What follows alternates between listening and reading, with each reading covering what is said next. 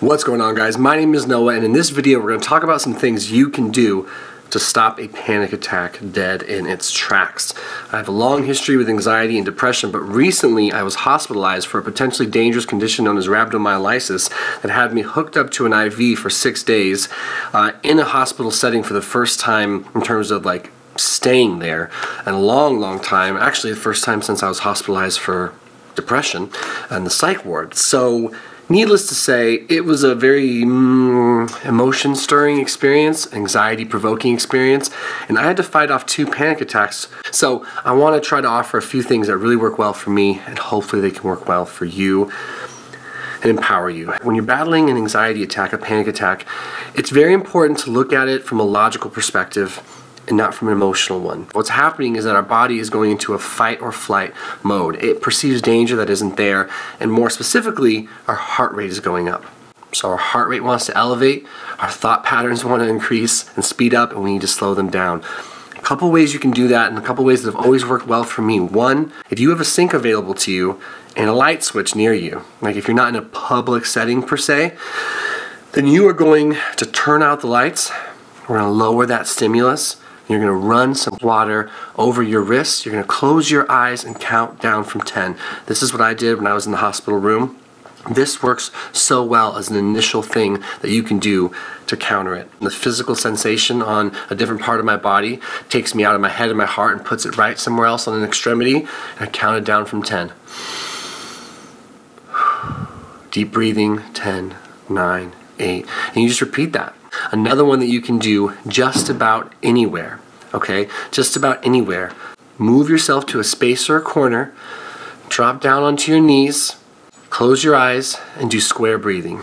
Sit down, crisscross applesauce, whatever way you can do just to be seated, and do square breathing with your eyes closed. This may have been the key to my surviving my panic attack at the hospital. I think this is what really pushed me over.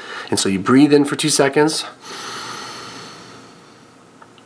You hold it for 2 seconds. 1, 2. You breathe out for 2 seconds.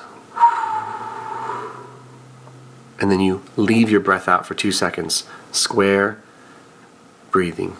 2, 2, 2, 2. Incredibly effective, incredibly powerful. Rinse and repeat that for as long as you possibly need to. It's so incredibly useful.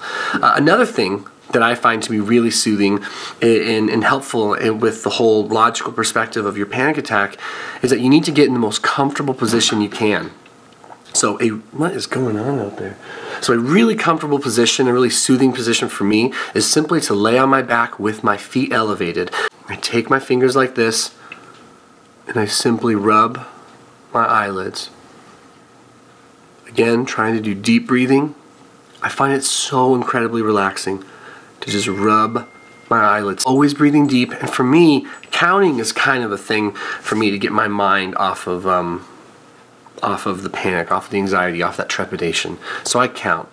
So whether I'm running the water over my wrist with the lights turned out, and I'm closing my eyes counting down from 10, I'm still counting. I'm still focusing my brain on something. I'm working on deep breathing. Or I'm finding a corner to sit down, relax in. Close my eyes and I'm doing square breathing. 2, 2, 2, 2. Or I'm laying down, I'm putting my feet up, I'm getting in the most relaxed position my body could possibly be in. And I'm counting down from 10, let's say, and I'm just rubbing the top of my eyes. Soothe yourself.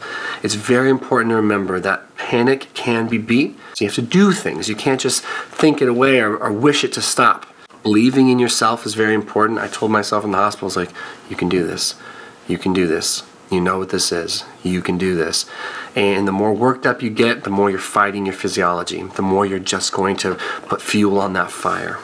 If you have some suggestions for things you can do to beat a panic attack, share them in the comments below. Push comes to shove and I'm actually in that situation. Those are the things I did in the hospital. The water, the lights, the square breathing, the getting my body into a relaxing position, the rubbing my eyelids. Those are the things that work for me.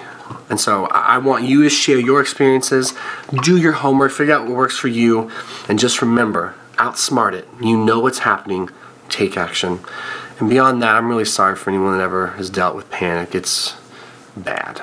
It's really bad, and it's so painful and it's so frightening. But there are things you can do, and you just have to have the forefront of thought to get right into action and not get paralyzed by that fear and perpetuate your panic. My name is Noah. Adios, brochachos and bromigas.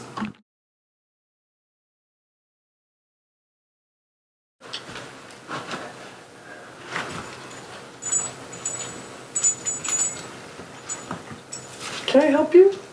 I'm trying to give an example of something, and you're really making that difficult. Find a dog. A dog will be very useful as well.